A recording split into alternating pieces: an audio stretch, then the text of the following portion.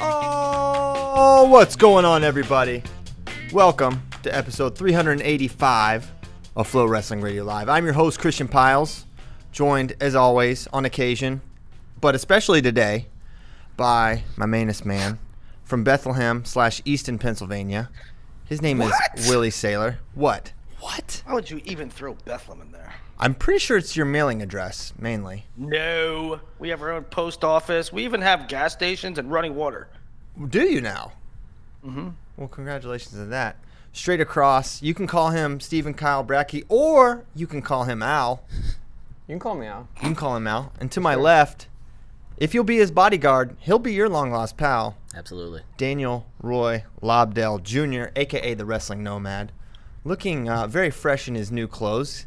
This is where Dan acquires 80% of his clothing when he goes. Oh yeah, I got a whole new wardrobe. When he goes on the road. Mm-hmm. So we're excited for him. We're gonna get to see some fresh new threads. He's got a brand new hat that he traded so he could get this hat. He didn't. What, he's bartering? He takes the hats that we have mass produced, and then he takes them for his own gain and starts trading them, and he gets his own hats. Not just his own gain. That's not true. My Brackey gain gained. as well. I did not gain. Bottom line, I got no hats. We had this conversation. Closed mouths don't get fed. No, I just wasn't on press row at the time, you dork. Yep. All right. That's what it was. Programming note. Jay Jagger said that his favorite song was "If You Be My Bodyguard." How's it go, guys? You can call me Al. That's the name we of the talked song. about this on the last show. You were there in the Good. room. How many times did you guys listen to that in the second leg of that trip? Oh, it's A couple hundred. a couple hundred. Yeah, we just put it on, and then it was really bugging Caleb, so we just went straight loop, 4 back times to in a back, row. back to back, and then acted surprised every time it came on. So, Final X really happened, guys. It's over. It really happened. I'm kind of sad. I'm gonna miss it, but it is good to be back home. But What'd you think, guys? 2 venues this year. I thought it was. I was a big advocate for 3 cities. I thought that was the intention of it, to make more of a season. I gotta tell you, the 2-session, 2-city format was awesome. I liked it. I missed the 3, and I miss maybe, there's some aspects of it I think would have been really good to have it, but I thought the 2-session thing was fine. I really liked that we got to have all our athletes involved. I think that's really cool, and everyone got to see how the world team, how these guys made the world team. So all in all, I thought it was awesome. The Greco guys really appreciated it. They really enjoyed being part of it. Good. Talked to several of them, and I think that's the way it should be. Okay, I don't want to talk format though. I want to talk about Jordan Burroughs, Isaiah Martinez. I want to talk Dayton Fix, Thomas Gilman, because that was the heat of this entire thing. And the heat began 2 hours earlier than we thought it would, when Jordan Burroughs initially did not make weight, to the surprise of basically everyone in existence. Thoughts on that, Willie? Just that whole fiasco. Well, me and Mike said on the opening show of the session,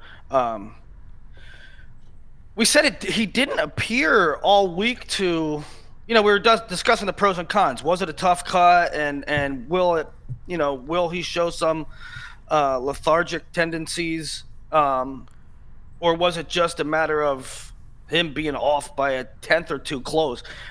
Because he didn't appear to have any signs of it being a tough cut. He was very talkative, charismatic. He looked fine. It didn't look like it was a tough cut. You can see it in some guys' faces. Yeah. Man, not even sure. just the expression, but just like the actual shape of their face, the cheeks and the eyes. It's pretty obvious to tell. And to me, the night before, Jordan didn't look sucked out, and the day of, I watched him work out, and he just looked like Jordan Burroughs exercising, right? Yeah. So there wasn't anything that was like, holy cow, this is a tough pull for him, which we all know it is for sure. You didn't think in the press conference he looked a little? I thought his face looked good. I mean, he said he was shivering and he was really cold, but I thought he looked fine. Well, that was the thing. Physically, he looked fine, but maybe he was. I don't know. Maybe it's just because he got there like a little bit late and he was, I don't know, getting his bearings or whatever. But he looked like uncomfortable in the press conference, I thought, and I thought I mean, I'm assuming, but I thought it was from the weight cut. He was just annoyed that he was late or something. I don't know. I don't know. I didn't. I mean, certainly. Well, he said he got out of. He said he got out of a cold tub or something. So. Yeah. That might. I don't know. Okay. I mean, that makes sense. You know, when you go on what you know, and at the time when the show opened, I didn't know what the case was. Then afterwards, you learn that, and I was told this by several people, that he was underweight. Two was pounds was what well Jordan said. underweight. Jordan said Yeah. in the interview afterwards, I was 2 pounds under after my workout, and he just Jordan said- overhydrated afterwards, and kind of an uncharacteristic mistake from someone that seasoned him. You can't just trust the check scale, and something that I observed because I was in the weigh-in area the entire time, and everyone came and checked their weight on the actual scale, right? But I think Jordan and Coach Manning relied on the upstairs check scale, which, you know, as we all know, everyone here wrestled, that there's differences in scales, right? And But you you can know check what's on a check crazy? scale, but you can only be sure if you use the one. And the same thing maybe happened to Kyle Snyder as well. Yeah. Yeah, I mean, Kyle Snyder's not a guy that misses weight either, you know. And Izzy Silva said that for Joe Colon, there was a two-tenths difference from upstairs to downstairs. Yeah. I mean, a lot of guys said 1/10, which is significant. Izzy Silva said for Joe Colon, there was a 2/10 difference. 2/10 of a kilo is a lot of weight. That's Yeah. half a pound. Yeah, I So- mean it's crazy. It's but that kind of stuff happens. Were those Nebraska I heard- scales? Like, where'd those scales come from? Do we know? I don't know. I assume that the one upstairs I would guess is Nebraska scale, and I would guess the one that they weighed in on is a USA Wrestling scale that they own and take around and they use officially for weigh-ins. I should have inquired. I don't know. I about also that. heard, well, they should be synced, right? And I mean, maybe they should be like recalibrated or something. Because what I heard too, like there was, you know, that scale was open. I heard there was kids stepping on it, like children, and I don't know. I think they got to make sure it's all lined up.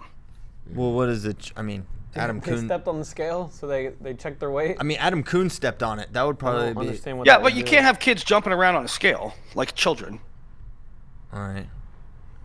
I guess. I mean, thing is, everyone else apart from Kyle was on and made it, which made it even stricter. If everyone was like 0.2 over, it'd be one thing. I mean, everybody was point different from upstairs. So everyone got a half a pound under, basically.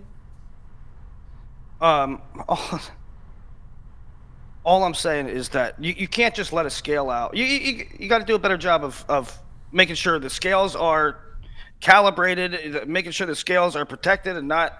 I mean, I don't know why that's a radical idea. It's not a radical idea, but at the same time, I was in the weigh-in room a half hour before weigh-in and saw every single wrestler except Jordan Burroughs come down and check his weight. That is true. Yeah, that's true. I mean, and that's something. I mean, I don't know why they didn't do it. I don't know why they just relied on the check scale upstairs. But Yeah.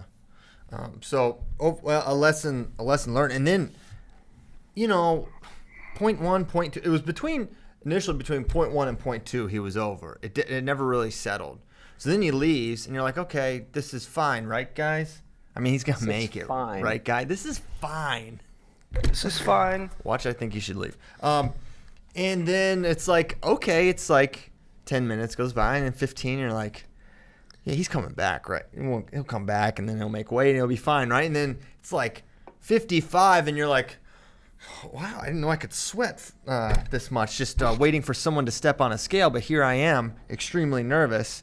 There was real tension at the rail yard. Like, oh yeah, because it was on the big screen, and then oh boy, and then the moon came out, and at 4:30, 4 o'clock, we had the moon. Hey, let me ask you this too. Was there only one scale there? I wonder how they would. What do you mean by that? Was there only one scale in the room? In the that official room, room? there was one, but I seem to recall the one adjacent to it, there was another scale. Supposedly there's I'm pretty sure you're allowed to challenge on a different scale. I mean, at least at worlds and international competition you are. But I don't know how that would have played out. Like, let's say Jordan steps on, he's over, like it never hit 74.0, and he says, I want to challenge on a different scale. Would they have said, okay, let's get a different scale here? Or would they have said, well, you got exactly 3 minutes to get another scale here or something? You know what I mean? How would that play out? I don't know. I think they would have made exceptions. Yeah, I'm willing to bet somebody would have hustled downstairs and brought a scale up. They'd have figured something out to make it happen.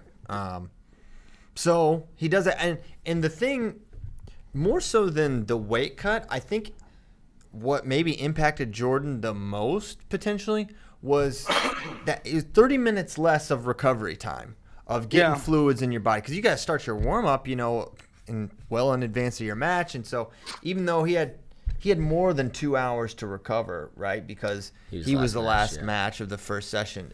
Even still, that half hour could matter. And I'll tell you what, in that first match, just Jordan's face and mouth, I thought he looked really tired in the second period. I made the comment on the stream. He looked tired in the corner. Just the way his mouth was open, I was like, man, he's feeling it right now. But I think what Jordan – what I leave in my impression of Jordan, just like throughout his career, is there's a couple things I think they're like signatures for him. Is he can definitely compartmentalize how he's feeling and just shove it aside for the sake of digging deep whenever he needs to, by and large, right? Two, I think he always has like a little 5-10% that he saves for like an unreal sprint that is unsustainable throughout a match, but that he can do. He can put a flurry of action together that no one can stop in general, right? And I think that's why he's able to win at such a high level, and I think that's how he's able to get that late takedown against Imar. And I saw it in the first period of Imar Burroughs that his level changes were getting serious reactions out of Imar, and it didn't really rear itself. He got the takedown to make it 3-3, and then he went to it again when he had to score with that last 21-second sprint, and it was just like Imar didn't know whether he was coming or going, and he gets the takedown relatively easily. Isn't it kind of amazing that the old vet, the one that before the match we were wondering if it was a weight cut, the one during the match that he looked just a little heavy-footed, a little slow, he's trailing with a minute and a half to go. He goes and gets a takedown. And then he's trailing again with 22 seconds left, and he gets a takedown. I mean, the old vet can still make guys move so much out of motion that he's able to kind of out-hustle them. Yeah, and it was for Imar to respond and win the second match was surprising. I mean, that had to be a deflating loss for Imar. So for him to be able to figure it out in the second match, and his transition from that high crotch, that lace was beautiful. And I mean, how many times? What's the track record for turning Burroughs in parterre? I feel like when's the last time it happened? How many times has that happened? I feel like me and Bader were talking about it, or maybe me and Kenya. It's got to be single digits, and maybe like 5 total times. I mean, and it depends on your perception of like turn. Like when he shoots a double leg and Dake hits the chest wrap from where. Is that a turn? Well, not really. But in 2013, and this gives you some perspective. 2013 against Dake, he had the rear standing and he gutted him. So that was an example of him getting turned, sort of in parterre, but sort of not. Mm-hmm. Was that the one at Oklahoma State? Mm-hmm. But man, who turns this guy? It doesn't happen. It doesn't happen. So I think you have to give so much credit to Imar in his preparation. It was funny because, all right, Jordan, I'm talking with Jordan. He said, I know it's going to be different this time for Imar. I know he's tougher. I know he's better. We were wrestling. We were training. And it's like, okay, this is something an athlete maybe is telling himself because doesn't want to underestimate his opponent. And then you hear Imar at the presser. I feel I'm in a better place than I've ever been in my life in wrestling. And you hear all this stuff, and you still are like, but Jordan, right? You're not really giving that much credence to it. And man, he he was fantastic those 2 matches. And then he wrestled so hard those 2. I don't think it was a deflated thing going into match 3, obviously, because he'd won match 2. I think he was spent. He had used all the reserves, and then in the 3rd match, it was the 30-year-old who had more. I don't think it was something where Jordan was all of a sudden he had figured it out against Imar. I just think Imar didn't have it, and Jordan Burroughs did. Well, that also, I thought it was more so what you mentioned earlier, which is Jordan's ability to go deep down in that well.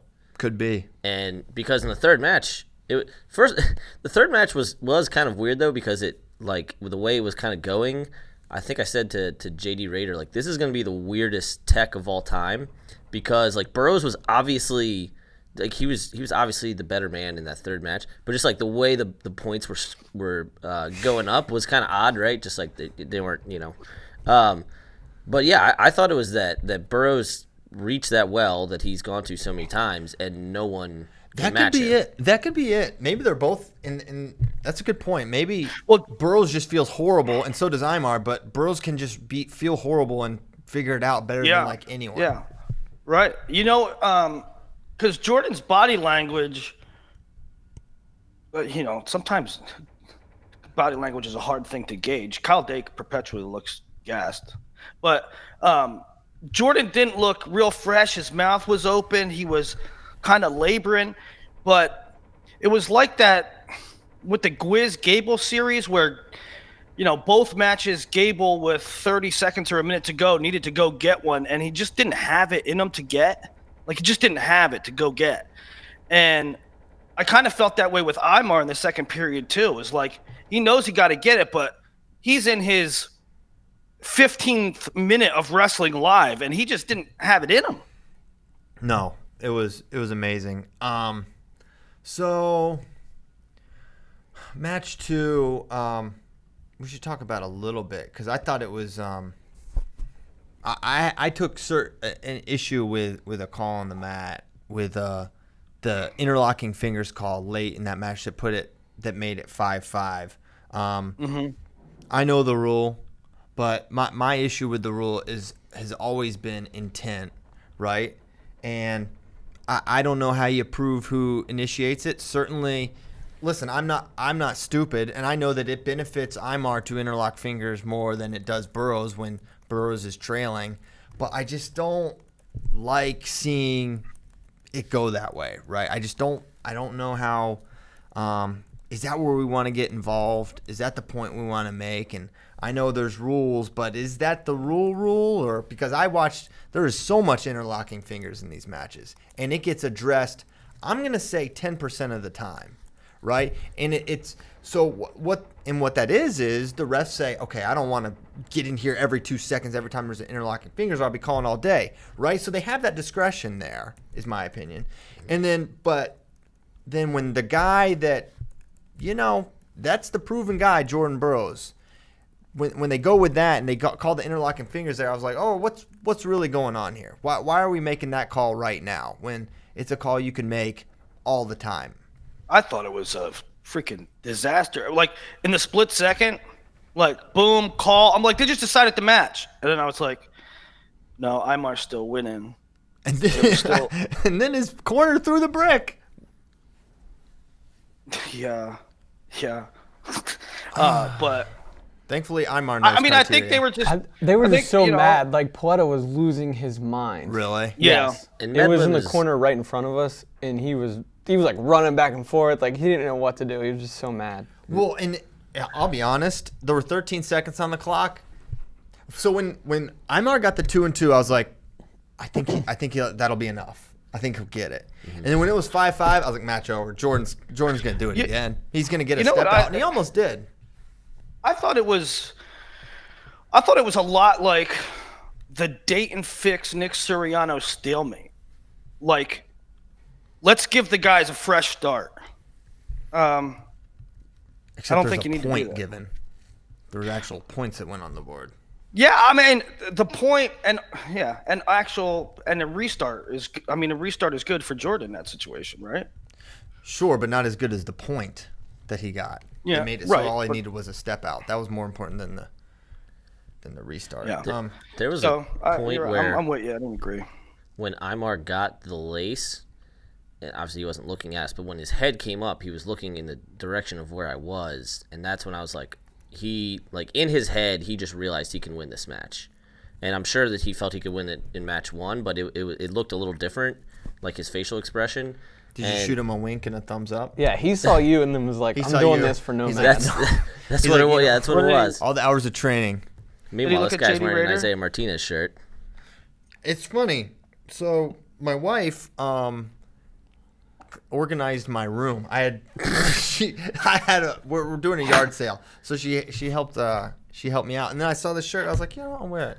The guy Imar, he really battled. So. You know what didn't make this yard sale pile? The Imar shirt. The Imar shirt. No, not making the yard sale It's a pile. nice shirt. It's a great shirt. I don't know if I've ever worn it, so I thought that it was appropriate today because the guy wrestled hard. But you're going up against a GOAT, possibly the GOAT, Yeah. the greatest wrestler I've ever watched with my eyeballs in person. I've never seen anyone better. What were your thoughts? We had three matches. So, but what were your thoughts going into match 3? Were you like, I don't know what's going to happen. I think Imar's going to take this, or Burroughs got this? I thought Burroughs had it. I really did. So did I. I wasn't worried about him holding up. I didn't think that would be a thing. I just, I also think, if Imar wins match 2, if he closes the door, then Burroughs will win 2 in a row. I just think it's that indefinable thing that makes Jordan one of the best to ever do it, and I just think he would have figured out a way. If it's in the margins, the guy wins 99.9% of the time. The only time I've seen it within the margins and him not win was Sidikoff, and maybe sort of Dake round 1 in Lincoln when he come back, and I think he actually lost by criteria, but it was just so... Well, it was called a 5 and could have been a 4, and then Jordan also sometimes has, historically his worst performances are match 1s, right? So when he wrestled Howe, when it was 3 periods, he dropped a period both times. When he wrestled Dake, he actually lost a match. When he wrestled Imar last year, it was much closer than the second match. So he has a pattern of his first match being the worst match of the series. That's interesting. And then also, to Willie's point, match 3s are often anticlimactic. Now, Dayton Gilman was obviously not that, but generally speaking, match 3s are... Yeah, because match 2 in Dake Burroughs was insane. It was a very close match. Both of them. What was match 3?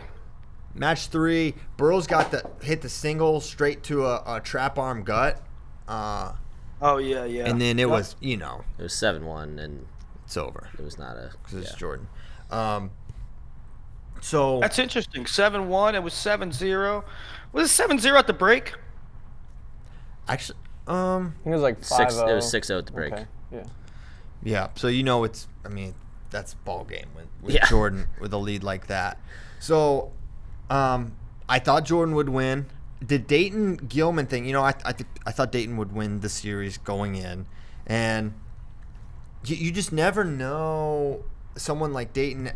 How is that going to affect him the way he lost? I mean, I really didn't know. So what I'm saying is I really didn't know. If you put a gun to my head, I would have stuck with Dayton, just because over the 2 matches he had outscored Gilman significantly, but I just didn't know if the wheels would. Maybe Gilman gets the ball rolling, getting his hand raised one time, but no, Dayton getting it done didn't really surprise me. The way that match ended definitely surprised me, because I cannot believe Thomas Gilman took a leg attack after it was the source of Dayton's offense by and large. Dayton did get off some leg attacks, and he also did something else we haven't really seen with Gilman, something we've rarely seen, which is he turned him in parterre from his gut wrench. That was eye-opening. I mean, go watch some Thomas Gilman matches. Tell me how many guys have gut wrenched Thomas Gilman in his international career. So the World matches, Championships. I don't think anyone. I've never seen it, and it wasn't something where sometimes a quick takedown right to the gut. He got the takedown. He had to fight the hands for a while. He got to his lock, and he gut wrenched him to the right. That was eye-opening for me. And everyone's like, trap arm, trap arm, trap arm. His regular gut wrench, Dayton Fix, is one of the best in the world. He's our best parterre offense guy, maybe on our team, maybe Kyle Dake. Yeah, pending Dake, but yeah. Dake can get the non-controlled exposure better than anyone on our team. Sure. But I think just a straight, also Tyler Graff's really good on top. He's got a great gut analyze. Yeah, he has. Most guys have one or the other. He's got both. Yeah. So sorry we're bouncing around a little bit here, but Dayton, man, he's so good. But yeah, my original point was the end of the match, Gilman took a shot. It was the one thing I didn't think he should do. Half of Dayton's points came off Gilman. No, more than half. I would say more than that. 10 of his, he scored 17 points. 10 of his 17 points came off Gilman's leg attacks. What was the first one? 9-1? Mm-hmm. 9-1. And let me make a point about match one, because I thought it was really interesting. I mean, in again the body language, and when you have a series of three, it's or any series, it's sort of a story in itself, right? How they make adjustments and what they do in match one and how they look, and then match two goes this way. And I thought it was really interesting. I'll see if you agree. At the end of match one, or actually with about 2 minutes to go in match one, Thomas looked like he kind of, I don't want to say broke, but he kind of relented a little bit. And I was like, wow, is he just out of it? And at the time I thought it was because he was spent, but it appeared that was not because he was spent. It was because the deficit was 9-1, and he was probably like, all right, I just got to get it round two. Did you notice that? Yeah, well, one thing I regret, I might have said it, but I don't think I did, but is that Thomas Gilman, for all his gas tank stuff, his style is not built to come from behind. Not by 3 or 4 points, because he is a grind you out, get the takedowns when they're there, but mostly death of 1,000 cuts with step outs kind of guy. And that's just a long way to come back. And so that's how I read it. He's like, man, I don't know if he was spent so much as like, I'm not built to do this. I'm down 6 points. This is it. He doesn't turn people, really. Nope. So. Well, and for me, so, right, I'm arrogant, right? I always like when how when you go into a match and a big series and you're like, okay, this is how it's going to go, and then it plays out the way you're like, you're feeling yourself like, okay, this was good. I agree with CP in that I was picking Dayton, and I thought Dayton was going to win, but I thought I said it was because Dayton is leg attacking now, not because he was going to score all those points off of Gilman's leg attacks, crazy? which he did in the series last year, but Gilman was so much more underhook based than. What's crazy is that what we saw in Lincoln last year and what we saw at the Open and what everybody was probably anticipating did not really play out. I mean, we didn't see the Iranian Gilman force Dayton to the edge as much as not even close to what we saw before. Well, I think there were some different things that Dayton was doing in the hand fight. That righty club was a difference maker. I think it threw Gilman for a loop. He wasn't able to get to his hooks nearly as frequently. But you say it wasn't different. But man, I rewatched Gilman fix their entire series leading up, and Gilman was shooting and going completely flat, laying down on his belly in Lincoln a year ago. So to me, this match is all about evolution. Gilman didn't evolve, and Dayton Fix did. Fix figured out. Hold on, I'll let you go. Dayton Fix figured out what to do when this guy's on his belly on a leg attack, and Gilman, even though he was able to finish at times, Gilman did not evolve from that position. Dayton Fix evolved in his hand fighting, was able to get out of the underhook. I don't know if Gilman had a plan B, right? That's how I view it. I think he did. You think what? Well, I mean, okay, first let me address it didn't go the same. I mean, Thomas didn't force Dayton into the zone as much as in the past.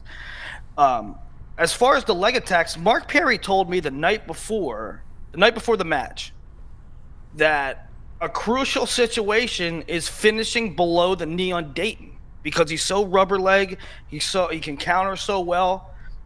So, and that's what the whole series pretty much played out to, is finishing below the leg. That's Gilman's Achilles heel for his career. Yeah. Finishing below the Okay, leg. That's so- not a new revelation. Going back to Takahashi. Okay, well, my point is that they were certainly aware of it. Yeah. They're aware, but the evolution didn't happen, right? So they knew, but it didn't happen, right? He wasn't better. I'm with CP though. To me, and he made this improvement last year between the Ramos matches. Dayton's hand fighting is what has jumped the most, probably year over year. And whether you attribute that, to the college room or just increased emphasis or being older and bigger and stronger, I don't know what it is, but he is smarter, better, more efficient in his hand fighting. And when Gilman can't get his underhook, and especially when he can't get to his lock or his over-under position, he's not as effective, and Dayton has way more ways of winning. And the reason I thought Dayton would win, I mean, once Dayton beat him at the Open, which I thought would happen, but after you see that happen, it's like, well, who's going to evolve more? Who's going to improve more? Who's got the upside? Who's the better athlete? Dayton is the answer. The only if Gilman had held him off at the Open, I would say, all right, probably it's going to be another year before Dayton's ready. But seeing him get it done, even though it was kind of a weird scenario and, he was in the zone a ton, you just figure that the moves to be made are for Dayton Fix, not Thomas Gilman. And you know what? One other thing, Willie, that is interesting. Everyone's like, Gilman goes down shooting. They're like, that's just Gilman. Gilman goes down shooting. No? Did you watch his World Team trials? The guy was just straight Iranian shove. So not really. He isn't some guy that's like, I have to shoot. He's not really like that. But for whatever reason, he did in match 3 at the I'll say at the worst time possible. So at the end of the series, dust settles. Immediately, two things are evident. And everybody's talking about two things. Why did Gilman shoot? Was it 2? Yep. And what I look back to is when everybody says, why'd Gilman shoot? Every time Gilman shot, he didn't need to shoot, and that gave Dayton the opportunity to score. Is it, the only thing I can think of, is it because Thomas Gilman is leading at the Open with 15 seconds to go, and Dayton goes and gets it? Is Thomas Gilman thinking to himself, don't get defensive, this kid's coming? I had that same exact thought, but then I do think that is probably why he shot. But I think, and of course I can say this now after literally it happened, but I think what he could have done is just hand fight hard, move him around, get to your holds. But maybe because he had such a hard time getting to his hook, he felt like the only way he would really be in control of the hand fight is if he. But so if I'm Gilman though, I'm like, this kid hasn't got to my legs really since the first match, right? I think that's mostly true. So is he going to come and get it now? He got it at the Open, but so I think you're right, Willie. But at the same time, it's easy to Monday morning quarterback these things. I know that, but I'm sure Thomas Gilman watches the tape and says, why'd I do that? But it's totally different when you're trying to manage a match with 30 seconds to go or whatever it is. It's tough. And so the other question you posed, Willie, was it 2?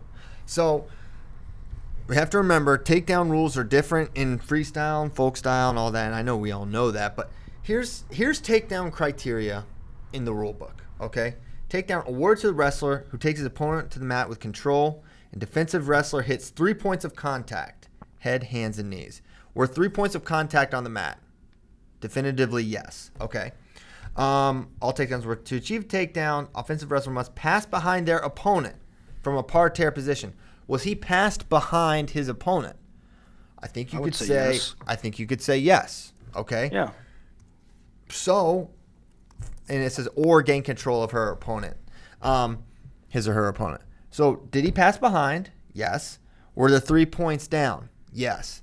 There's nothing in this. I'm looking for the rule, okay? They say there's something about if the guy has the leg. Please provide that verbiage, and I will read it to all of America. But right now, this is the rule book I'm reading. I think that people are a little confused. And I'll admit, when it first happened, I was like, I don't know. I'm not sure what the rule is. But Christian has the rule book pulled up. And I think what people that cite that rule are looking at is the Merkel position. The Merkel position is in the rule book, and that's not a Merkel position. Because is someone specifically Merkel position? Merkel's most assuredly not a takedown freestyle because it's leg on the inside as opposed to the outside. Right, leg on the inside, and it means that by definition in the Merkel position, you did not pass behind your opponent. Right, because your leg is caught there, and you're kind of only behind half of his body. Not all the way behind. I'm not saying that people are citing the Merkel rule. Okay. What I'm saying is I think they might get confused where if the guy has your leg, it's not two. That's not the same situation. Yeah. So, people were coming up to me, showing me or telling me things and showing me pictures why this is not two.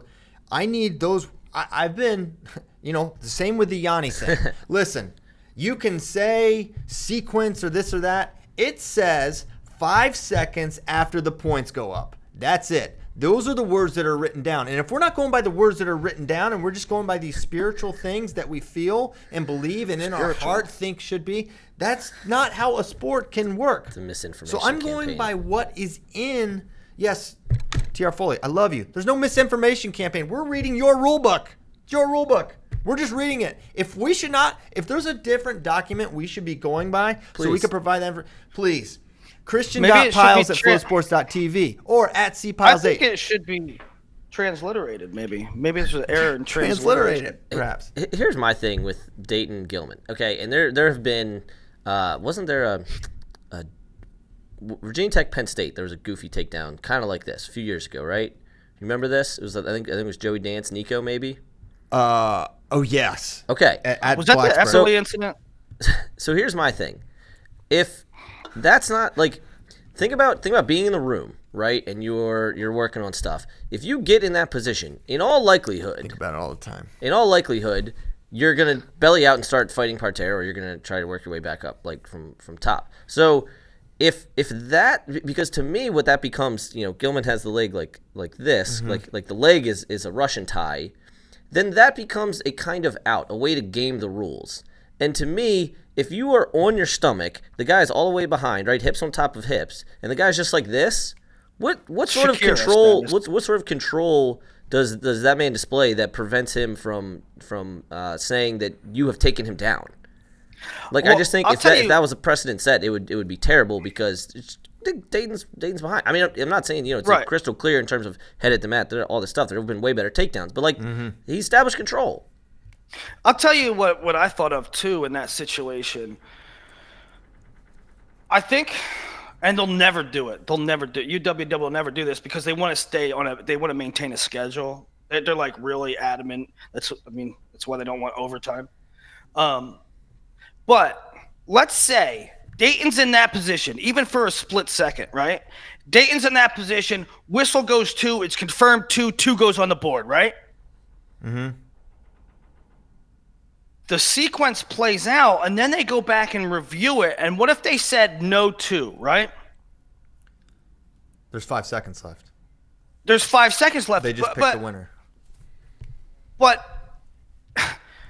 if they didn't say 2 and they didn't award 2 and the 2 didn't go on the board at 25 seconds, Dayton, or in other cases, the offensive wrestler, he could have worked to achieve the 2. So basically, you screw. So what I'm saying is, I think they should consider going back and putting 25 seconds on the clock and starting. I completely agree, Willie. Oh, yeah. And someone asked, what's a rule change you would make to freestyle? And we've been adamant. The rules are good. The rules are good. I think this is one. We saw it with Yanni and Zane, and now we're seeing it here. I don't understand. I think I said even last week, I'm not ready to say that it should go back because I haven't thought of all the consequences. And I still haven't, but I'm ready to change my mind and say that if there's a change of the score, You got to go back to that time because I think we're all in agreement that they should let that situation play out a little bit, right? They should let Dayton continue to wrestle it, and they should let Gilman continue to wrestle it, right? But because what we definitely don't want is block comes out, boom, stop everything. 100%. We definitely don't want that. Right, and we don't want that. Also, Iowa barely threw the brick. I tweeted. They need to step with the left, throw with the right. Opposition. Get it on the mat. I heard you on the call. I went back and watched it this morning, and I heard you on the call, and you guys were like, "Is the brick in? Is it?" And then there was people in the background yelling, "It wasn't in within 5 seconds." And like you and Beta were like, "It's kind of in, but it's kind of not." Well, I mean, yeah. I tweeted, "Here we go again," because I didn't see it. They found it on they saw it on the call, but I was like, no, we're not doing this again. You have to throw the brick when the points go on the board. But I think they did. I think they did it. They did. I was watching the Iowa corner, and Brands and Perry were like talking about it, and Perry like pump faked like 3 or 4 times. Oh, really? He was looking off the corner? Yeah, and then finally just kind of like almost like half-heartedly tossed it, and it barely got out there. Jeez. Come on, Mark. They got to change that 5-second rule. No, they don't. No, coaches fine. just need points, to throw it. If you disagree with the points, then throw the brick. If you do, it's that simple. You saw the points go up. And the whole thing about letting the situation play out is that they'll let the situation play out, and then the refs will say, okay, hey, you know what? We're wiping off that 2, and then Iowa can take their brick back, or they don't wipe off the 2, and then Iowa says, okay, we'd like to challenge the situation that we threw the brick at right away. And the other thing that it does, it allows them, all right, let's review all. If you can just wait. Well, just wait, 20, 30, 40 seconds. Wait a minute. I mean, we just saw a 58-second rewind. Just rescore the whole Giannis match. saying, Yeah. You know what? Let's run it back. It's why in football you have until the next snap to challenge. Next snap. That's it. You saw the points go up. You saw the sequence that happened. It's up to you as a wrestling coach who is supposed to be an expert of the rules and to know what's going on, to know that call was right, that call was wrong, I'm throwing the brick. You got to know the scenarios and make quick decisions. That's heavy as the crown. Yeah. It's a great rule, honestly. I pretty much agree with it, especially when they follow it. Yes, except for the going back and bad time or whatever you want to call it, putting time back. I'm an advocate for the sequence. You want to say next snap? I'm with you, Kyle. Next snap. The next snap is the end of the sequence.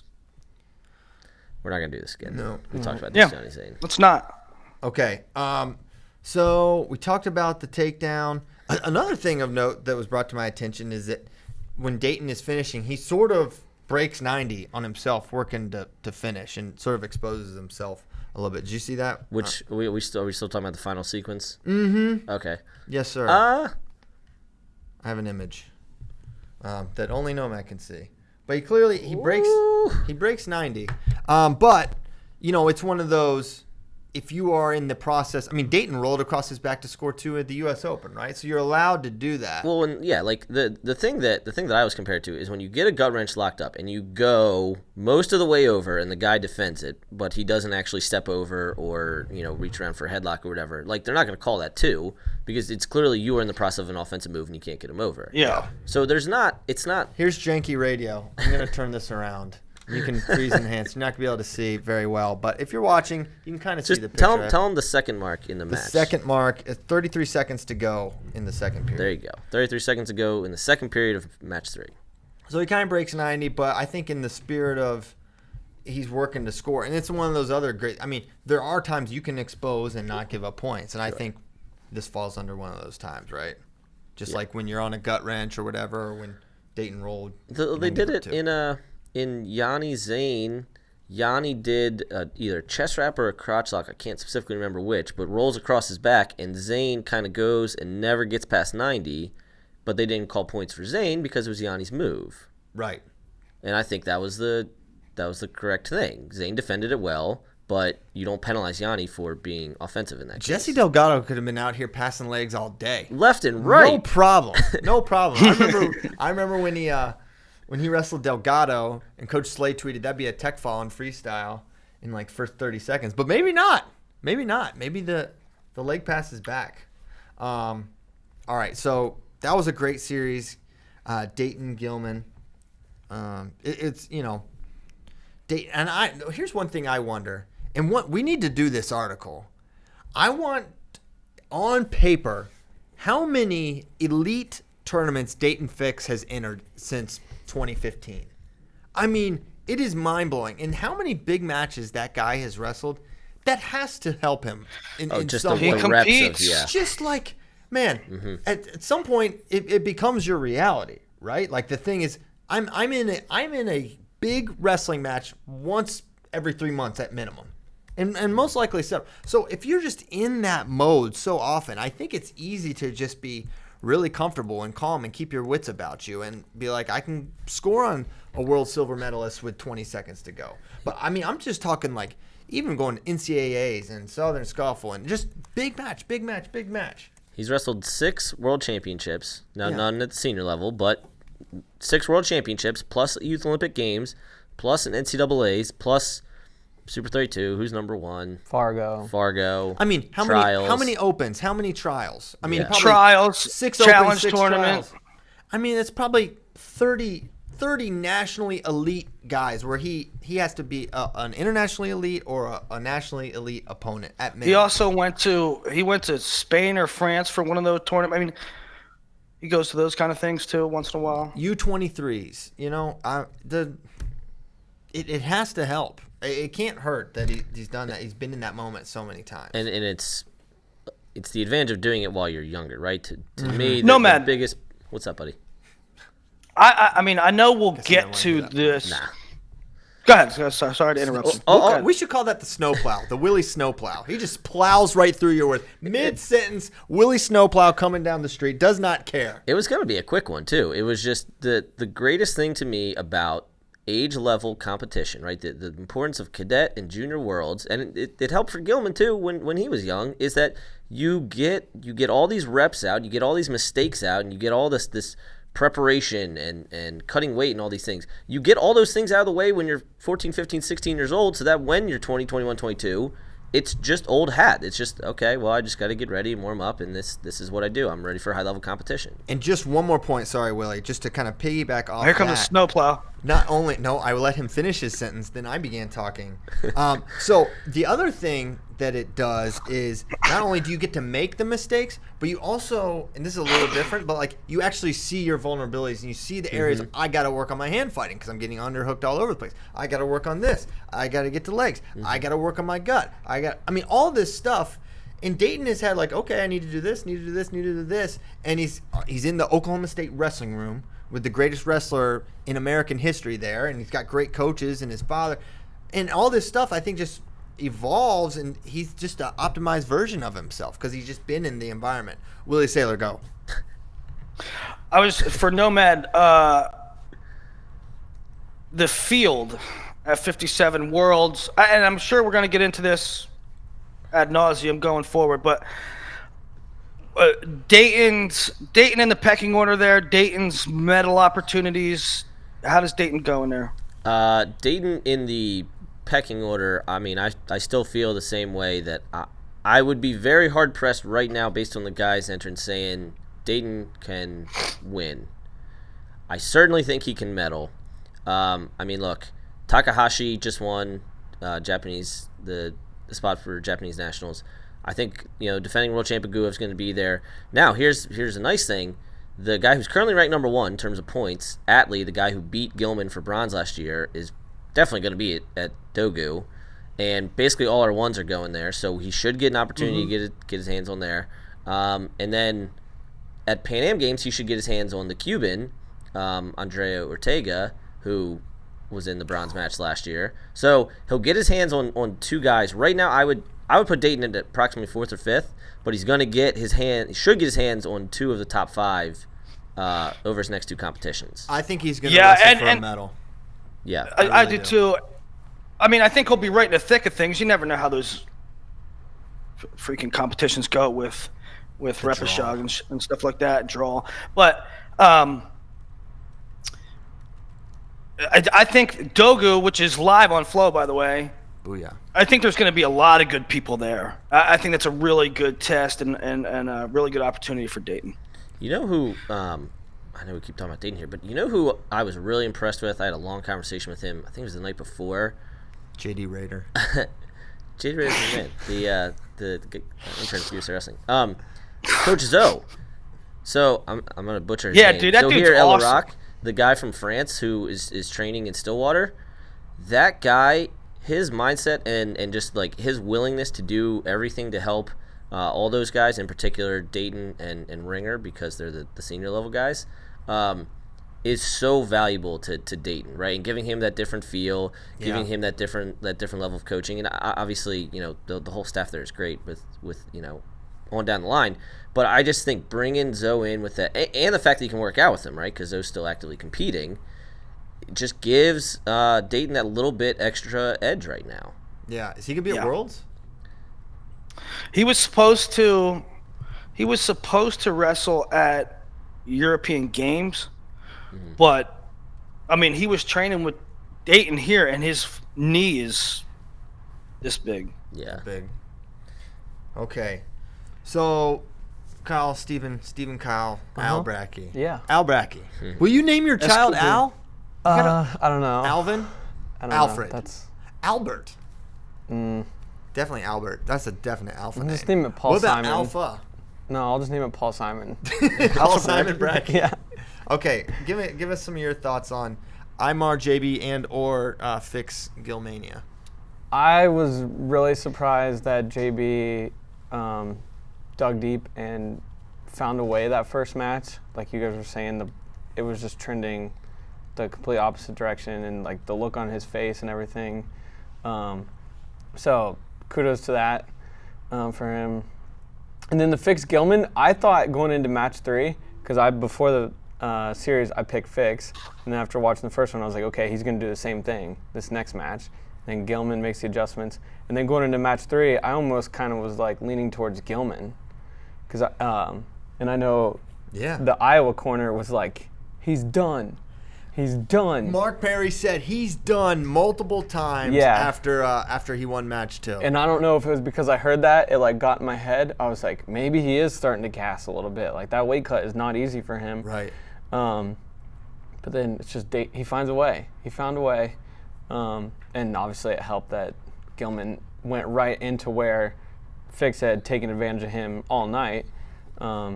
It was interesting though. So going back, almost all.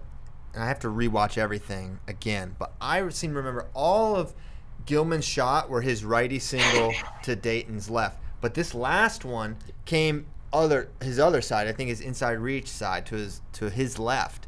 And I don't know if that was something where Gilman was like, I'll throw him a curveball here. He's been setting up right, and I've been waiting to go left. But he was super ready, and because he wound up in the exact same position, lying flat on his belly, I don't think we really realized it was a different leg attack to a different side, but it was. No, 100%. Well, he had scored on that. He had scored on that earlier to the other side, however, but with the exposure, right? Yes. The same kind of action. No, that was basically all his shots were left leg, which was one of those things when I did that. That's what he said, like same shot, just different side. Okay, I'm sorry, I misunderstood. Go ahead, Will. No, I'm just saying that the action, the low level, he had it behind his head, just like what happened after Dayton scored the takedown. So in the previous sequence, Gilman gets the leg behind his head on a shot, and he leans back and he gets the exposure on Dayton. So he has the lead. Then he takes a shot to the other side. They get in a similar position, but Dayton gets around for 2. That's all I'm saying. Yeah, but no, that's a good point, Christian, because that in that article I wrote where I looked at the first 3 matches, I was like, Gilman needs a shoot on Dayton's right leg. He's having way more success on his right leg, and every time he shoots on his left, he either gets scored on or he's in a precarious position. And then I did that like breakdown yesterday on Twitter. He gave up 8 points. He gave up 4 separate takedowns when shooting on Dayton's left leg, and then he was in on the shot late on the right leg. The only time he shot on the right leg, basically, he was at the end of the first match, which didn't matter. I mean, he got dumped over, but he was going to lose anyway. But yeah, I mean, maybe there was something about if I go opposite leg, I'm going to get him, but that wasn't the case. Yeah. So Dayton was ready for it. So yeah, crazy in there. 2 great series. And and the other one that went 3, Graf Cologne. Cologne gets the first one, and then Graf rattles off 2 straight. And Willie, one thing you were kind of asking was, how do we see it going into match 3? And with Graf Cologne, I really didn't know, but I think it's indisputable that if you want to err on the side of offense, if that's your MO in terms of like prognosticating, then you would pick Tyler Graf, and offense won, and the guy just has more ways to score. Cologne may be better on top, and he may be a better counter guy, but the guy just he was able to shoot and finish, and then of course he finishes it with some parterre stuff at the end. Cologne didn't get to parterre too many times, did he? I mean, he the one time he did, he got his gut, but I don't think he had too many opportunities on top because he never got any takedowns. And I think that there was a guy on first time complimenting people on the Mat.com forums, but there's a guy who actually did a really good breakdown after we all picked against Graf, and kind of broke down all of their matches, including college, and then their one freestyle match that they had at the Schultz. And I think what became apparent between that match and the Suriano match is the offense that we saw out of Cologne last year at the World Championships was pretty isolated. Like that leg attack stuff he was doing, he either wasn't offensive enough in terms of Graf was one actually shooting, or couldn't get to it, because at this point he is all chest wrap dependent. And if he can. Well, Graf was unquestionably the offensive guy in that series. I'm not disputing that. I would say he did shoot a single leg against Joe Cologne or against Bon Rodriguez and take him down, which I've watched Tony Ramos shoot about 76 single legs and finish maybe 0 of them against Bon. So I think he is a little underrated there, but to your point, yes, he is a little more reluctant offensively, certainly compared to Gilman. And then with Graf, I mean, look, Russia's got a big hole at 61. Who knows what's going to happen with Bond? How big the hole could it possibly be? Okay, well, let me put it this way. Maybe not a big hole, but it is, to me, the weight where they are least likely to medal. I'll say that. I think it's their worst weight. I think it's their 10th out of 10 weights. 61? Yeah. I know. You've said that before. I just think they're going to have a good rep, man. They're going to be good. They're going to be fine there. They're always going to have a good rep. But anyway, to me, with Graf, it's like, all right, well, now that he's got this monkey off his back, like, can he just go do it? Because obviously he's got the skills. He's got parterre both ways. He's got offense for days. Like, is this NJRTC thing, is Reese just have him in a place where it's like, all right, well, now I can do it, and I can believe it. He's going to be kind of, I know he's a veteran, he's 30, but he's going to be kind of an unknown to the international competition. Yeah. Like, everyone's going to be like, Tyler Graf. Who's this guy? What is this? And also, there's so much to scout for. He can attack. He can single leg both sides. He's got a high crotch. He's got a low level to his left. He's got a great elbow pass single. So it's like, all right, you're not gonna be able to scout him. Like with Joe Cologne, underhook, single, gut wrench. With Tyler Graf, it's like, well, he's got this side and this side, and he's got a gut, and he's got a trap arm, and he's got a lace. It's like there's only so much preparation you could do for a guy that can score in that variety of ways. Yeah. Have fun. Good point. So it's a good point, Nomad, and there does have to be a worst weight for Russia. There is a 10th worst weight. That exists. Just which one is it? Their heavyweight's that good. They're not that good at 92, right? Well, their heavyweight has gotten much better. That sucks. Over the last 2 years, to the point. I mean, I believe he was the one that beat Akul last year, but 92. It's 61-92 for me, or where they are vulnerable. Every other weight, I'm penciling them in for a medal, which is annoying. Yeah, but we've got a lot of gold firepower. Not having Taylor does hurt for sure, but we can win. I mean, how many weights can we win? I'm just gonna kind of go down the line. Like, we can definitely win this weight. Like, maybe Dayton, but probably not. We're not sure yet. But like, Jordan can win, Kyle can win, Jaden can win, right? Yeah, that's all that I'm at right now. So there's 3. Well, no, I think 79 can. I think 79's can win either way. 79. So I think Sorry, we can. I forgot because he's not on the. We don't have the team. So Whoever we can wins, win the world. 4. So we could win 4 weights. And, That's pretty significant. And I don't see a weight we can't medal, or like most weights, I would be surprised if we didn't wrestle for a medal. Now, 65 will be the toughest one, but we're going to have a stud there.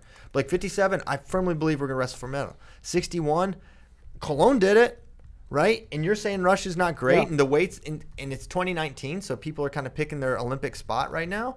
Okay, 65 we already talked about. Green has done it twice, right? Jordan we know. Ringer or Dake we know. PD3 is probably 86 is going to be tough. 86 is going to be tough because look at what David Taylor had to do to make that final. And if you put Downey in that road, he could lose round 1 to, he would likely lose to Yazdani Sharadi. Right. And then you're praying for him to pull you back. And then even if he pulls you back, you got to go through Karugliev and someone else really good. So it'll be, Downey might need a draw or something, but I think he's got a little bit of a wild card, although he's a little more limited than Graf is offensively.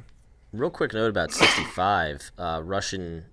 Japanese had so they have like a 2 event series, and Rei Higuchi coming back from the dead, the 57 kilo Rio silver medalist. Well, he was still competing. He was U23 champ last year. But anyway, he beat Otaguro, so now they have a one-match playoff on July 6th. So Japan might not be sending the returning champ. Wow. So Higuchi could go instead of Otaguro? Yes. And which Higuchi also terrifies me. To be clear. Oh yeah, they're both. That's a definite medal threat either way for Japan. I like Yanni against those guys better than Zane, but there's maybe some guys I think Zane would do better. But like against the slickness, I think that could be problematic for Zane. Although he could just like overwhelm. He's so strong and powerful. I'm feeling good about 65. You know, everyone wants to know what's the update there. No updates here. We gave you an update Thursday or Friday, whenever it was, irrelevant, and we know the same as you right now. Yeah, we'll see how that goes. So no matter, I remain dubious that there will be a wrestle off. I'm with you there, but I think there should be one. One of the questions, we're not going to do questions right yet, but one of the questions, because you're saying that Higuchi beat Otaguro and they might send Higuchi. But somebody asked a question on Twitter and said that Japan is sending, or Japan is putting all their returning medalists on the team and giving them the spot. So what's the case there? So I think you might have misunderstood that what Japan is doing is anyone who medals at an Olympic weight in Kazakhstan is on the team. Is the 2020. Oh, okay. Year. I got you. Which is insane. So, which means on the women's side, that's why they're like this tournament they just had on the women's side was so absurd because everybody's like, okay, well I have to make the team because obviously whoever wins is going to medal. Because we're going to medal, right? Yeah. And then on the men's side, why are they doing that? Because here's why they shouldn't do that, especially with the women. In Japanese wrestling, the standard is not medaling. The standard is gold medals. Yeah. You win the weight you enter if you're a Japanese female wrestler. That is what happens, right? That is what is expected. So you're going to let a bronze medalist be on the team because she medaled? And especially when you know that the draws can be so wonky and you can be basically placed in a bronze match in some of these brackets. I mean, you win one match and you're in the rep. I thought it was a good question in the sense that I'll tell you one. And he turned it on. He turned on USA. He's like, "What would you think if USA did something like that?" Horrible.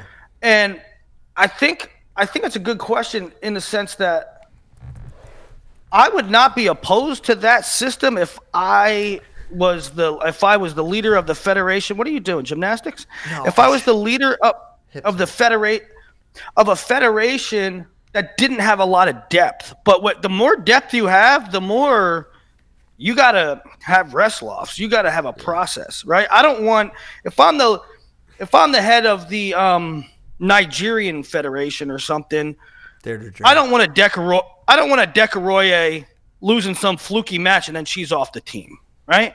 But if I'm in Japan, I want everybody fighting for it. Right. So, I mean, here's why I think it's a mistake by them.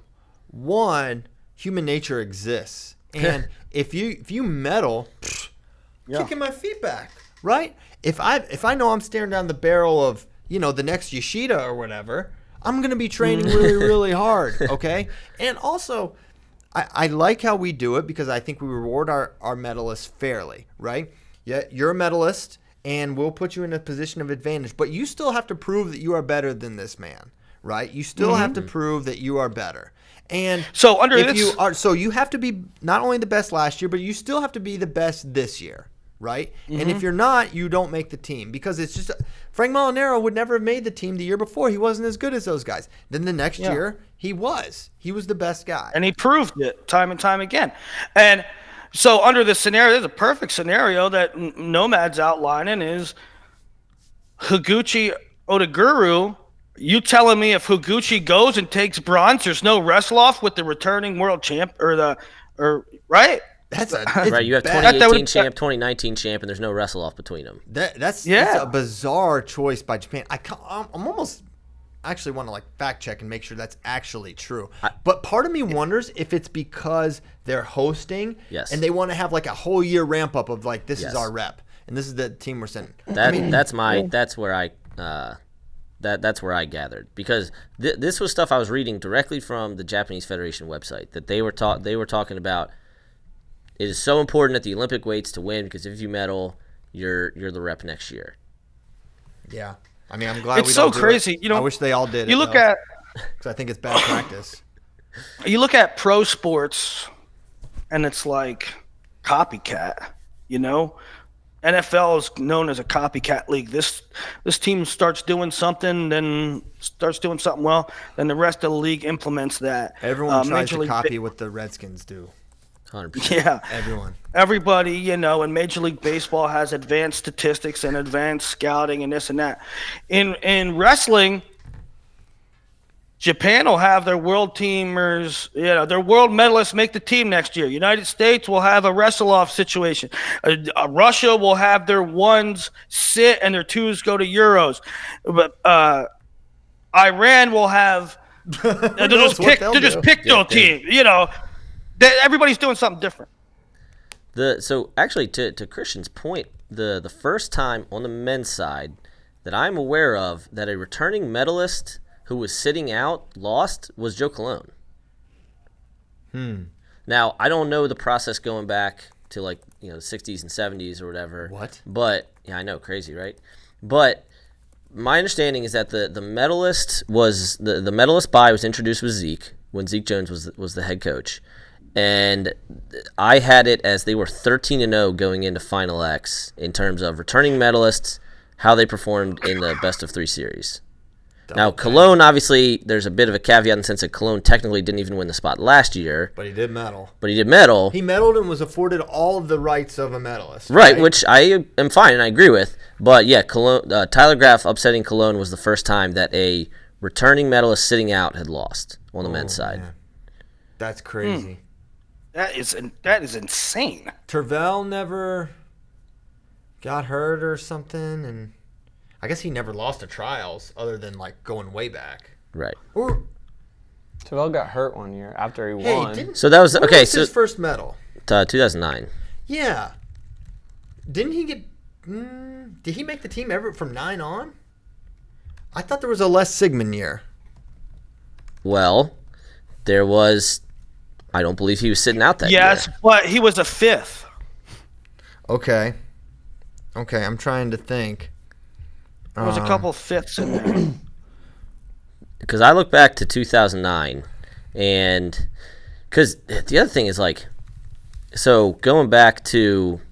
No, hey, listen up.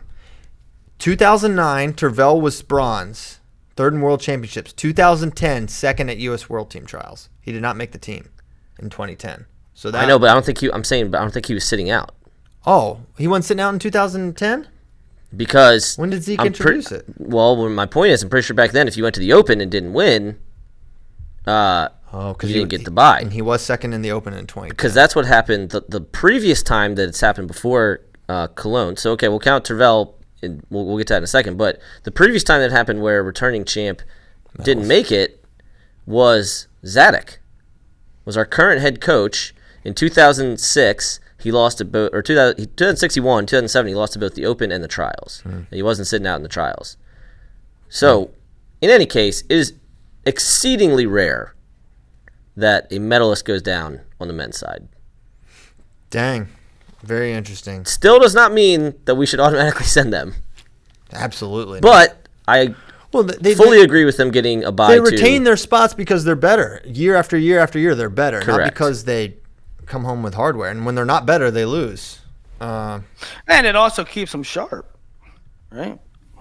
Yeah, for sure. I mean, it's a good thing. It's a good thing that Jordan's getting pushed by Imar. That makes him better in September. Yeah, so although Tervel did win in 2009, for whatever reason, I believe it's because he didn't win the Open, he was not sitting out in the trials.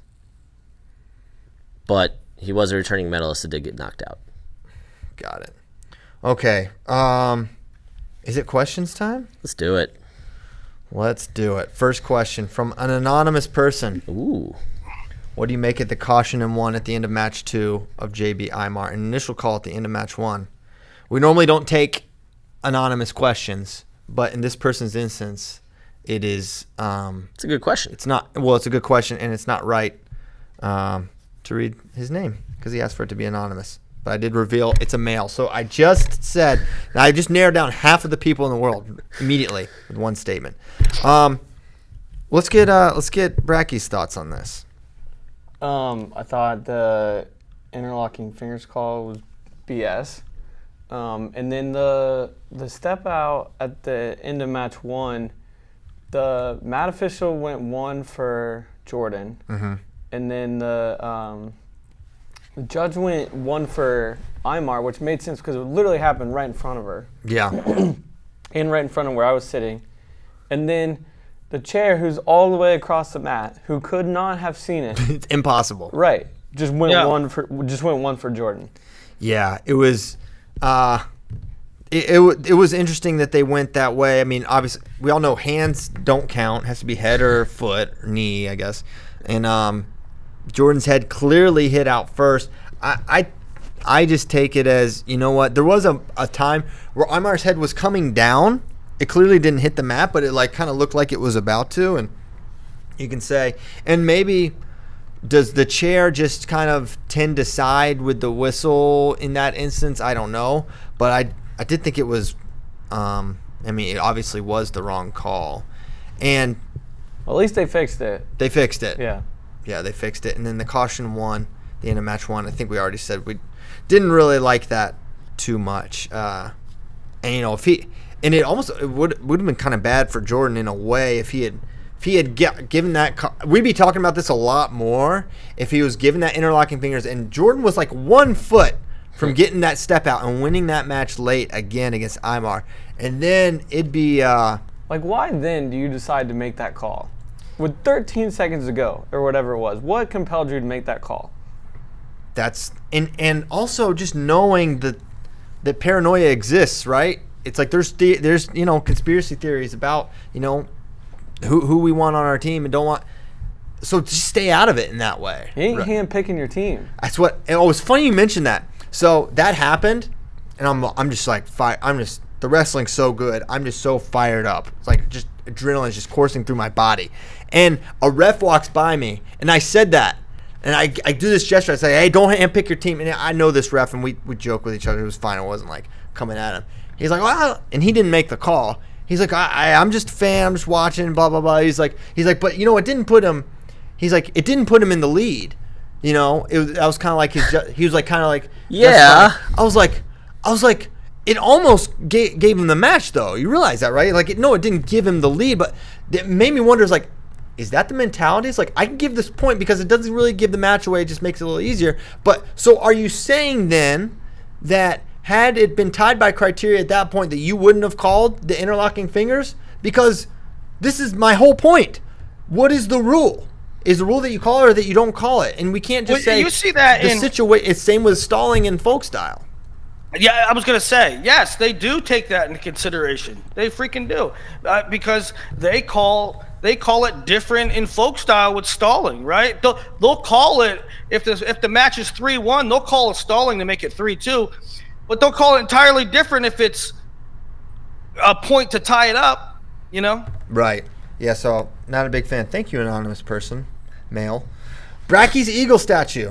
Which we should just mic up the statue and have it ask this question. Its opinion. What will we see more of in the World Championships? Gut wrenches or leg laces? Hashtag gut wrenches are a thing. Well, we always see more gut wrenches than leg laces. So we will continue to see more gut wrenches than leg laces, in my opinion. The stats from Askren, I believe, are it was 2-1. Yeah, I was just say something like 70-30 or something like that. It was pretty.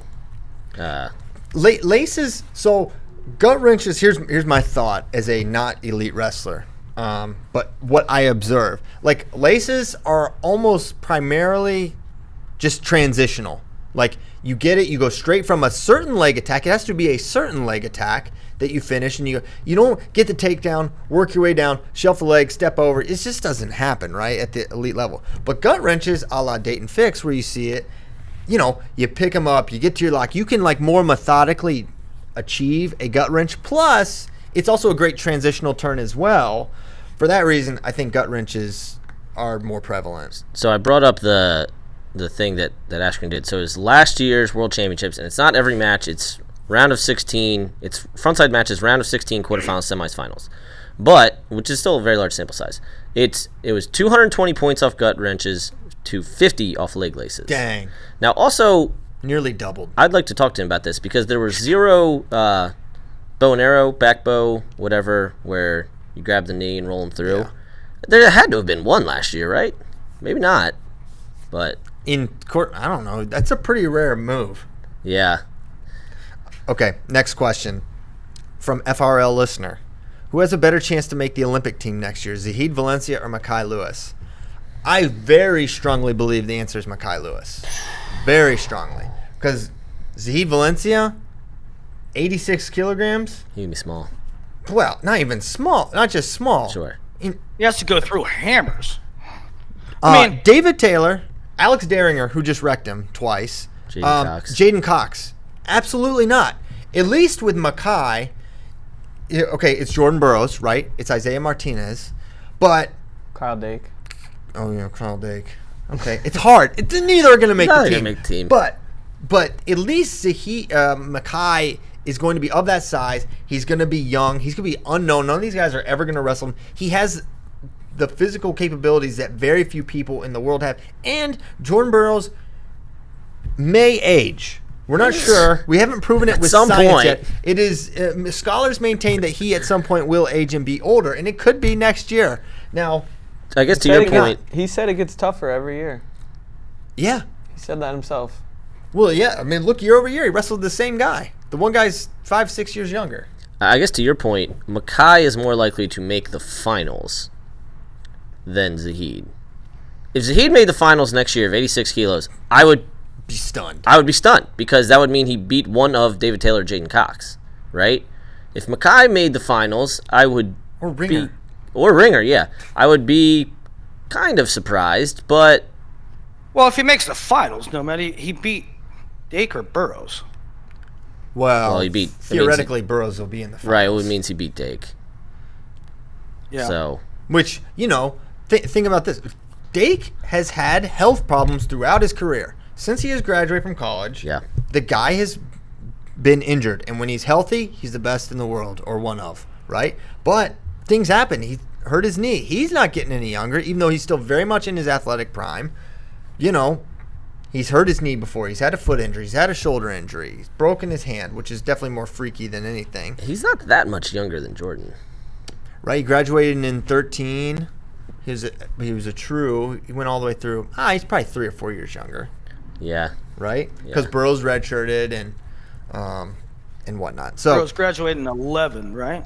Graduated in 11. I'm just going to look it up. He's 3 years younger. 3 years younger. 3 years younger. 91. Dake was born in 91. Burroughs is 88. Great little echo. Bringing 88 back. Okay, so yeah, does anyone say Zahid? No. Willie Saylor. You're not allowed to answer. No. Retract that. Andrew Finn. I actually thought about this is the only reason I'm asking this question. Is JP's most underrated attribute his hairline? He's almost over 30, and I swear it's only gotten stronger. Many other greats across all sports trade their hairline for greatness. Not JB. He stands alone. He's absolutely right. Well, now, hold on. Is he... No, it's real. Is he dope? Is he going just for men? No, because LeBron has that fake hair, and you can tell. It looks terrible. What's going on with LeBron? He needs to just go bald. Yeah, he needs to embrace it. It's terrible. No, His hair looks like the Wu-Tang symbol. It's time to go. Be. But you know what? It does, Willie. Willie, his hair looks like the Wu-Tang sign. I'm sorry. No, Burroughs is strong and it's legit. It's a legit hairline. Yeah. I can spot a fake. I can spot that Bosley or whatever it's called. This is the worst of all time. His most underrated was Boozer. Carlos Boozer. Oh, when he. Do you remember that? Yes, yeah. He like painted on his hair. That was awful. So bad. Literally just grabbing Sharpies in the locker room and just saying, "No one's gonna know. This is fine." This is fine. This is fine. You weren't even supposed to be there. Oh my! This could be totally fake news, but I'm just going with it. This is apparently the Iowa home schedule. Last year, their like signature duel was like Lehigh. Okay, this year, Minnesota, Wisconsin, Nebraska, Ohio State, Oklahoma State, and Penn State in Carver. That is insane. So the question was over under one home duel defeat for Iowa next season. Well, yeah. That is accurate. That's their home schedule. That is absurd. I might buy season tickets just because. Let's reiterate. Minnesota, Wisconsin, Nebraska, Ohio State, Okie State, Penn State. That's a schedule. Those are squads. Like, Wisconsin's going to have a squad next year. Nebraska has a good team every single year. Ohio State has a good team. Oh, yeah. When they go without saying the last three. And Penn State, Iowa is like, just the fact that they didn't duel last year. It'll be the biggest duel since Penn State, Ohio State in 17 or 18, whenever that was. But this could be even like bigger because this could be crazy. And it could be, I mean, we could be looking at, so I believe it's, I'm going to say 60 duels in a row that Penn State's won. I want to say it's 60. And the record, I believe, is in the range of 76. I'll have to double check that. This year will be if they don't get 76, it'll be because of this year. You gotta imagine, right? Because they're gonna be loaded for bear moving forward. Although you know what, Ohio State, I'm telling you what, those guys are gonna be really really good in the future, and Iowa's not going anywhere. Who knows? So maybe not. Maybe it won't just be this year. Over under one. No, I think you're right. I think if they would get through this, then they'd probably get to 76. Because they don't wrestle Iowa every year, right? And they don't wrestle Ohio State necessarily every year. Pretty sure the streak is at 59 right now. Next win would be 60. Okay, yeah. But if they get through this year, then they wouldn't wrestle the Ohio States and the Iowas until late in the season. So they could probably get there. And what if how juicy would it be if Gavin Teasdale's wrestling against Penn State next year? Ooh. Dude, I'm told he's doing awesome in the room. Heard the same. I mean, he's not like told it's gonna in. I don't know if he's in school or whatever, if he's officially transferred, but he's at Iowa right now, and he has been for some time. Well, and he can go to RTC practice. Yeah. That's all. Good. Yeah, but I mean, to the extent that I'm told, like, it's going to be really hard to not have him in the lineup this year. Yeah, like to the fact that does DeSanto go up and maybe Jay Rent's out of the lineup, or maybe Jay Rent goes 49 to who knows. Max Murin could be without a job next year. It's going to be they're going to be nasty next year, especially if they get Gavin in and all that stuff. So Bracky is correct. It is 59 straight, and I was correct in that it's 76 is the record. And Penn State for the last 5 years has done 14 dual meets. So wow, they will definitely not get it this year. But but so if they got through 14, they could reach 76 early in 2020. Oh, that's gonna be. It's gonna be like against Buffalo or something. It's gonna. Yeah, that's the only thing. But I mean, they're they don't care. They're gonna do their schedule the way they should. So. Yeah. But it will be cool to see it against Oklahoma State or something. This question is for CP. The question is from Trina James' dad. Do you think it's unfair if Ildar Hafizov medals for the U.S. at Worlds since he was born in Uzbekistan? Well, unfair. My contention has never been that it's unfair. I don't like it. I want Americans to wrestle for America, and at least Ildar lives here and trains here. So unfair, I will say it's fair that he followed all the rules, because I'm not suggesting that, but it is against my ideal scenario and picture of sport. But at least he lives here, for crying out loud. Do you? But you were Army. You were the one that was tweeting man, Be cool to see him get the spot so he could see his family. Yeah, I did say that. So you do have a little bit of a soft side there. Yeah. I mean, the guy's from Uzbekistan. He hasn't seen his family in 5 years. I kind of think it would be cool if he got to And he's see a them. freaking U.S. soldier. And he's a soldier, right? More than I can say for myself. And I'll tell you what, it is markedly different. I mean, I don't know if they're really joking or really putting Christian on the spot for what he said in the past, but it's markedly different than Aaron Pico wrestling for Mexico or Miles Amin wrestling for San Marino. This is a guy who's lives in the U.S. He's a U.S. citizen. He's a U.S. soldier. Yeah. And his post-match interview, he raved about how great it is to represent the United States. Yeah. Yeah. That's, if everyone, if Dom Abinator lived in Lebanon and joined their army and, Micic was in, all that, maybe I'd think about it differently. But they live here, they train here. Also, let's not get it twisted. You don't backdoor your way onto a team in the United States. Exactly. You backdoor your way into the World Championships by going to San Marino and Burroughs even Peru. said it. He said that in the press conference. He said it. I mean, listen, what we're saying, Jordan Burroughs, the greatest, is saying these guys are going there because it's easier to make those teams, period. Everyone knows it. Let's just call it what it is. You're finding the loophole. It is probably easy. This is not the reason that Ildar did it. It is probably easier to make a Greco team in America than Uzbekistan. Yeah, but at least there's a competition. I know. I'm like, and he was at a good weight. I'm just for the record, and we could have had 2 this year in Greco because Alan Vera supposedly got all of his stuff done and then didn't show up for opener trials, and he very much could have won. Aloe vera is great if you have a sunburn. No matter. Are you just thinking about your skin problems? Alan Vera. Yeah, aloe vera. We heard you. Heard you. 9 times. This is an easy one. When was the last time Iowa didn't have a world team member? It was 2012 for the Olympics and 2011 for Worlds. Yeah. How many points scored in a Nick Suriano versus Dayton Fix freestyle match? He says 2. I'll say no. Because step outs, I'll say 4. Well, last time they wrestled, it was 2. Yeah, I know. That was 2014. Yeah, I'm saying that's generous. That it gets to 2. They didn't have armpit hair yet. Yeah. I'm saying it's gonna be 2 again. All right, 2 again. We'll probably never find out. Did Kyle Snyder show us that he can score on top? Yes. If so, does this include Sadulayev? Absolutely not. Has Sadulayev ever been turned? I don't even think he sleeps on his back. We've seen him get thrown. He's been thrown a few times, like 3 or 4, but and all of them were goofy. Well, actually, one time he got 5. That was pretty cool. But like the arm throw at the beginning of U23s that one time, like it's not replicable stuff. No, not at all.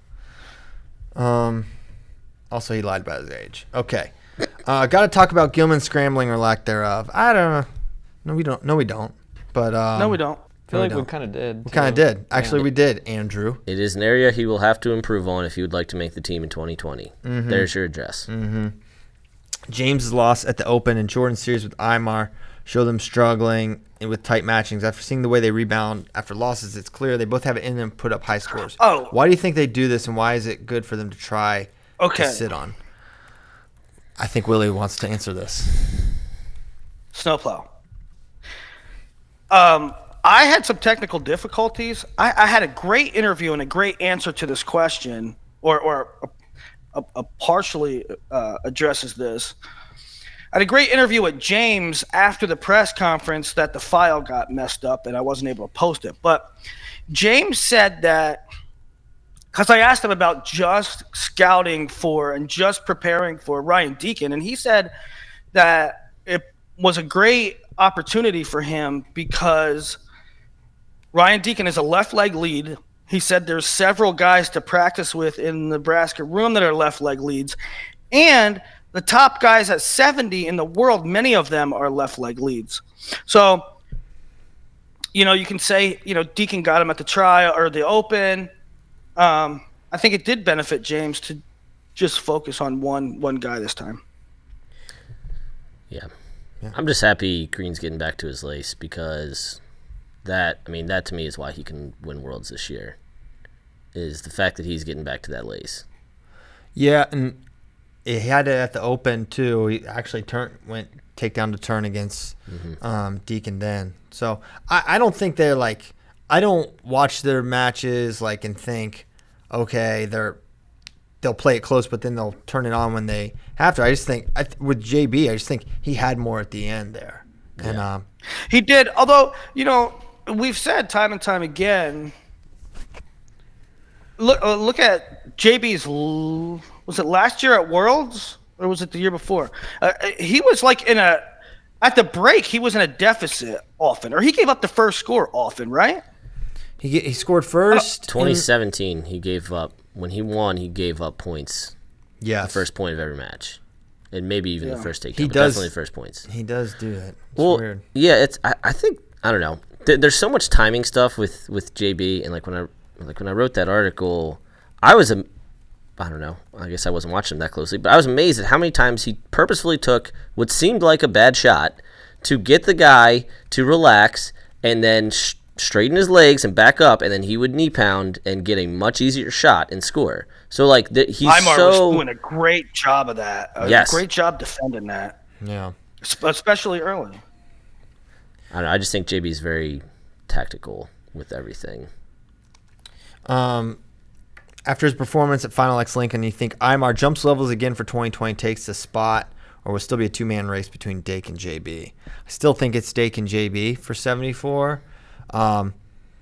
It's that final level is the toughest level, and even though it looks the closest, it's the furthest away, right? Like you can make it to where you're like competitive and in matches, but it's just that doing it 2 out of 3, which he's gonna have to beat Jordan 2 out of 3 times, and those little moments, I think that's what makes it so hard. So I also think he's more likely. I mean, he did beat Jordan one match here, but I think it's more likely that he beats Jordan than he beats Dake. I think Dake is a worse matchup for Imar. I think the same thing, and I'm not really sure why, but I just do. Well, so going back to their 2017 match, which again is worlds ago in terms of where Imar has jumped, but Dake threw him, and Dake's ability to get guys off the mat. Now, obviously, you can't really get JB off the mat minus I guess the 2 times. But anyway, I think with Dake's upper body and his ability to go chest wrap and like just get guys, go to that body lock, I just think his ability to get Imar up off the mat makes him so much more dangerous of a matchup for Imar than JB.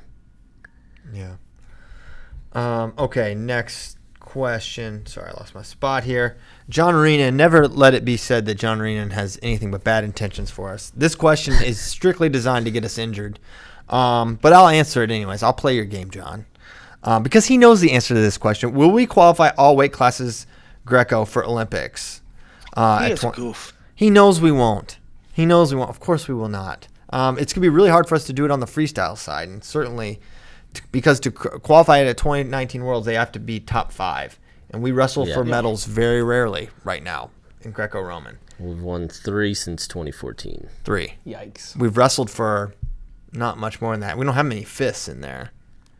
So I think Spencer might have had a 5th in there. That's what that was the only one I could think of that maybe got a 5th. So no, it's not going to happen. I at some point I'm going to do this article because it's so important the Olympic qualifying is Robbie got a 5th. Oh yeah, Robbie did get 5th. So in 2015 we qualified 2 weights from Worlds. So B6 bronze and then Robbie's 5th. And then another 2 at Pan Am's, and then we didn't get the final 2. So I'd like to do an article for all 3 styles going back as far as, I think 96 is when they introduced a qualifying process as opposed to just anybody can go, and kind of map out, number 1, how the process has changed, and number 2, how the U.S. has historically done qualifying weights for the Olympics. Okay. And remember, we're down to 16 now. It's even harder. Yeah. Right, there's only 1 last chance qualifier as opposed to 2. Yep. Last show I said the biggest thing that could happen at Final X Lincoln would be if JB dropped a match. Do I still feel that way? And does the way he won add to the mystique, his legacy, more than if he just dominates? Yeah, it was the biggest thing that happened, for sure, that he lost a match. And, I do think it adds to his legacy, how he wins. I think how you win certainly defines you. And Jordan's a guy that talks about his legacy a lot. I think this is a chapter in the legacy that he had to, how deep he had to dig to beat Aymar, a very game Aymar. There was an energy in the arena that's hard to describe, but it was Jordan's home gym. The match he won, the match he lost, just the way the crowd reacted, it was.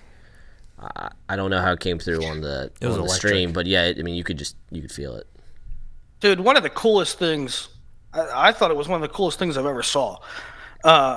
When they reviewed James Green's lace, so James Green takes down Deacon, laces him up, techs him in about 18 seconds or so, 16 seconds. Mm-hmm.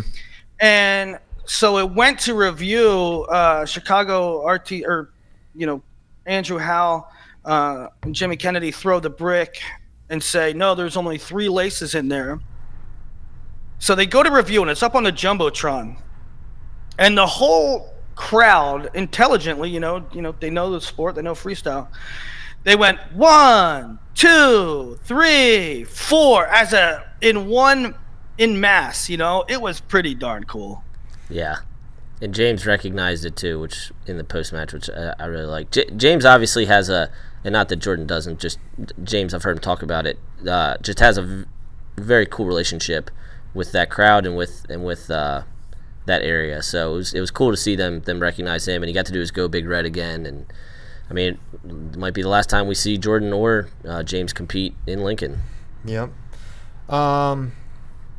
Okay. Did Wrestling Nomad get the gum off his shoe from the rail yard? I did. I don't know how this person knows that. Obviously they were there, but that was terrible. I stepped right in like freshly dropped gum. Little Jerry Seinfeld, cues from Ease. Yeah. Questions from enemies. I don't know who that was, but they were obviously one of the 10 people that were around me when that was happening. So. All right. With my recent obscenity usage, is it safe to assume that I finally broke bad? Well, I would not say the word balls is obscenity. We actually gave Andrew Spey a ding for this, so. For balls? Yes. Now, when we were at Rutgers. Hey, we need the final ding tally, by the way.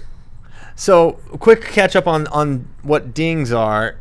Last year on the Final X road trip, and I've never asked people to watch their mouths around Caleb. I'm not, he's along for the ride, and whatever happens. If you do watch your mouth, I appreciate that, but I never asked anyone to. But anyways, everyone, Bader, Nick V, Nomad, these guys swear a lot, like right? sailors, like all the time they swear. So then it started. I forget who started the dings. Like when someone would swear, someone would just say ding, and then it became a thing all year long, or all trip longs. When someone would say an obscenity, they would say ding. So then we did it again this year, and we started to keep a tally of it. I don't think these are accurate, but this is what I have. We'll start at the bottom. Forrest Molinari has one. The Come and Go gas station. Come on. That's too much. Yeah, in Iowa. Random Ohio State men's volleyball player. An attendant? Oh, he's got 2 though. No, the gas station is called Come and Go. It's too much. Oh, God. The random Ohio State men's volleyball player. We were at the Ohio State complex, and they were having volleyball practice, and he let out a very loud F word. Caleb swears he has 2. I only heard 1.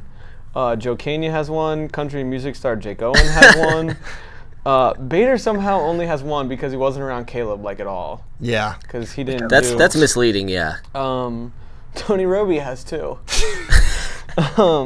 Willie via FaceTime has 3. I have 3. Spey has 3. There's no way that's right. Yeah, no. Nomad got Spey 5. had 3 at dinner. I know. Nomad got 5 at dinner the night before Final X Rutgers. And then Adam Fellers tops the list with, we don't have a number. No way. Incalculable. He went to the Team Seabolt practice, and that was that. He was around Fellers for about a half hour, and he broke the charts. He broke the charts. Yeah. So that was fun. So yeah, no, I did not break bad, but I didn't know what else to say. But that was just what I was thinking at the time. Biggest balls in the world. Okay. We good with the show? Can we call it good, boys? Yeah. Feeling good about this 32-piece set? Well, what? Oh, no. Yeah, you're right, Willie. You're right. I got your text. I really actually forgot. We do have to at least mention the Gable Steveson thing. And, obviously it is huge news anytime someone of his caliber is arrested. And for the reasons, the charges have not been filed at this point, but he's been in jail the last 2 or 3 nights now. And we don't have that much information. Don't expect a daily update on Gable from us, but we did feel like we owed it to the community to have this out there. We had a responsibility. I'm not sure what the word is that I'm looking for. It's maybe not coming to me, but I think that needed to be known, as unfortunate as it is to write, and it's unfortunate. I'm not saying it's unfortunate that this happened to Gable. I'm saying the whole thing's unfortunate, right? That this potentially happened to somebody, or that whatever, right? The whole thing is disturbing. I don't think we have to really talk about it, other than to say we acknowledge it right now. There's not much for us to talk about, things of sensitive nature, when you don't have a lot of details. But I just wanted to say something, right? We know about it. Obviously, we know about it. We're monitoring it. I think everybody's anxious to hear some details, but there's nothing much for us to say on it right now. Yeah. I mean, back in a couple years ago, we talked extensively about the J-Rob and the Xanax thing and that whole situation. And this is just a little different. And there's not as much to go on. And right now there's not a lot of information. And this is definitely not something where speculation has any place. So all we're reporting is the facts. He was arrested. He was arrested for these reasons. He hasn't been charged. And that's it. And that's all really we can say or are going to say. And I know you guys don't listen to this to speculate the potential charges of Gable Steveson. Yeah, I mean, the reports, when the reports has this data point and this data point and this data point, it doesn't even have the gender, or it doesn't have any names.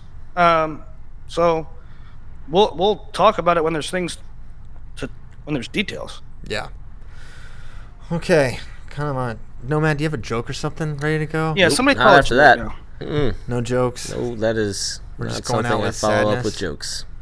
I know, but that's not a follow-up. It's just like, we need a segue. I hear you. It's called levity. No levity. Even Game of Thrones has levity. People are getting decapitated left and right. Yeah. It's been far worse for the Lannisters and Daenerys. Hey, let's end with this. Okay. Kyle, Chernobyl. I'm about on episode 3. Yeah. Does it get even more wicked or what? What do I have to look forward to? I think the last episode is really good. And if you haven't watched the series, you definitely should. It's a little 5-part, about an hour long each episode, but really good stuff on Chernobyl. And I heard. Go ahead. I'm not really up to date on like pop culture stuff, and so, but I just saw a lot of people tweeting about how awesome Chernobyl was. Is that the biggest thing? What's the biggest thing going right now, Christian, in like Netflix world, HBO world? I don't know. Chernobyl's pretty big. I asked for a joke, and Willie goes with nuclear disaster. I know. It's for a joke. Hey, I'll break up the tension here. Let's talk about the nuclear disaster in the Ukraine.